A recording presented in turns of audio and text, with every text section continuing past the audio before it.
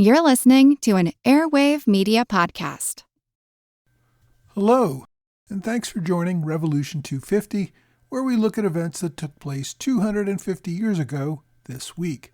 This is from the American Revolution Podcast, a short bonus episode to remind you about these important anniversaries from the Revolutionary War. This week, we remember the occupation of Dorchester Heights, which took place on March 4th and 5th, 1776.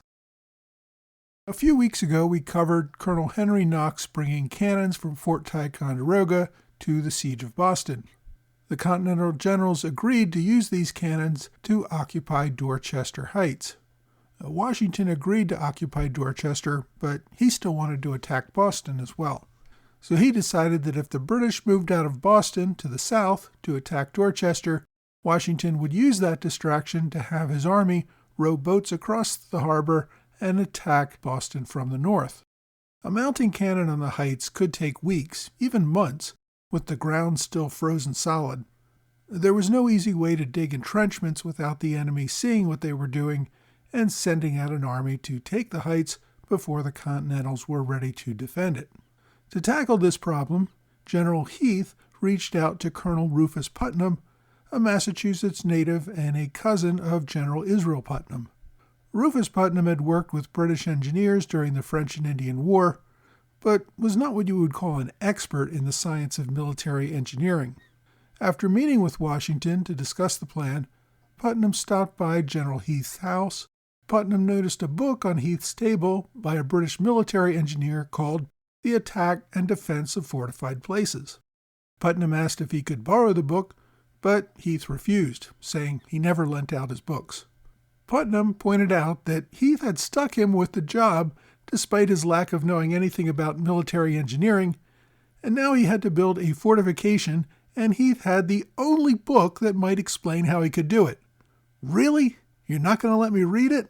Finally, Heath relented and let Putnam borrow the book. A few pages in, Putnam found the solution to his problem. His men couldn't dig entrenchments in the frozen soil. However, the book suggested building chandeliers. In terms of 18th century military engineering, a chandelier was a wooden frame. Once built, the defenders filled the frame with sticks and branches and then covered the whole thing with dirt. This created a defensive wall that would stop most bullets. The soldiers could pre-build the chandeliers, then carry them up to Dorchester Heights at night, fill in the sticks and dirt, and then mount their cannons. With enough men, they could build a credible defensive wall and mount the cannon in a matter of hours. Putnam got approval for the plan. It wouldn't be easy to execute, though. The first step was to put hundreds of men to work building the wooden frames. They also set to work building 45 flat-bottom boats, which could carry 80 men each. Washington planned to use these for his water assault on Boston. Also, the chandeliers would then have to be carried across Dorchester Neck in plain view of the enemy. To avoid discovery, the Continentals set up hay bales to block the road from view in Boston, and they would use artillery to cover the sound of their work. Colonel Knox would begin an artillery attack on Boston on the night of March 2nd. They would continue the bombardment over the next 2 nights, so that by the night of March 4th, the British would be focused on the artillery, but not find it so unusual that they would suspect it was being used to cover the sounds of occupying Dorchester Heights. The night of March 4th turned out to be an exceptional choice.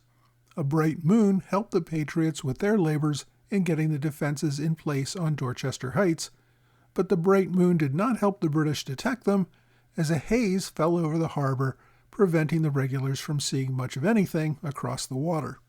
The Continentals began shortly after sundown, sending 800 infantry to watch for an attack, while 1,200 more soldiers moved all the artillery and equipment into place. Washington also deployed 4,000 soldiers under the command of General Israel Putnam, ready to launch 2 raiding parties that would row across Boston Harbor, landing on the north side of town, and then fight their way through the city and link up with soldiers on the south side, commanded by General Ward at Roxbury. By 10 o'clock at night, the force on Dorchester Heights had established 2 forts and continued to install the chandeliers along the line. In the morning, 3,000 fresh troops took positions on the heights, The Continental Army was fully embedded with all the infantry and artillery they needed to repulse any assault. When dawn broke, the regulars were shocked to see the completed defenses on Dorchester Heights. According to one account, Howe said it would have taken his army months to complete such an emplacement.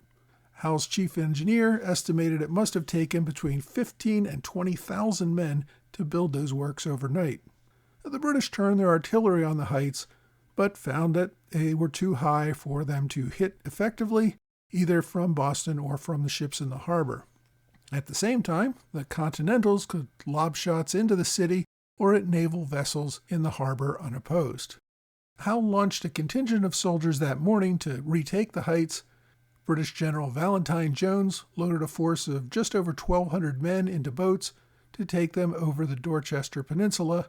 They planned to attempt a water landing in the face of cannon, musket, and rifle fire, then form up and charge the hills, defended by as many as 6,000 patriots. This really seemed like a suicide mission. Fortunately for the British attackers, the weather once again intervened. High winds kicked up and prevented the force from landing before high tide that morning. Once the tide was going out, it would be even harder to effect a landing. Jones moved his men to Castle Island and planned a nighttime attack during the next high tide just after midnight. But the storm kicked up again that night with hurricane-force winds, preventing any landing. The following day, wind and rain continued, making a landing still nearly impossible. Howe convened a council of war, at which just about every officer argued against an attack. The rebels had had another 24 hours to make their defenses even stronger, and there was no realistic way they were going to take the heights. A frustrated General Howe agreed with the Council of War that an attack would never work and called off the attack completely. This may have been a good thing for the Continentals as well.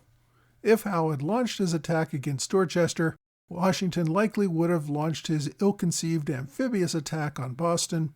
The regulars almost certainly would have cut down that 4,000-man attack force, leading to a terrible defeat for Washington. It might have even led to his dismissal as commander-in-chief. None of that happened, though. When Howe called off his attack, Washington called off his as well. No attack meant Howe was stuck in a situation where the rebels could fire on the Army and Navy at will without the British being able to return fire effectively. Well before all this happened, Howe had determined that his army should evacuate Boston and move down to New York as the center of operations. Howe had hoped to make that move later in the spring, and after more reinforcements arrived from Britain, and now he would have to move up that timetable. He would also have to evacuate under the embarrassment of an amateur rebel army having outmaneuvered him and forcing his retreat. I hope you've enjoyed this Revolution 250 moment. For more context on the events discussed today, check out episode 85 of the American Revolution podcast, which you can access at blog.amrevpodcast.com. I'd also encourage you to subscribe for free to the American Revolution podcast on whatever podcast platform you like. We're on all of them. Thanks again for listening to this Revolution 250 moment on the American Revolution podcast.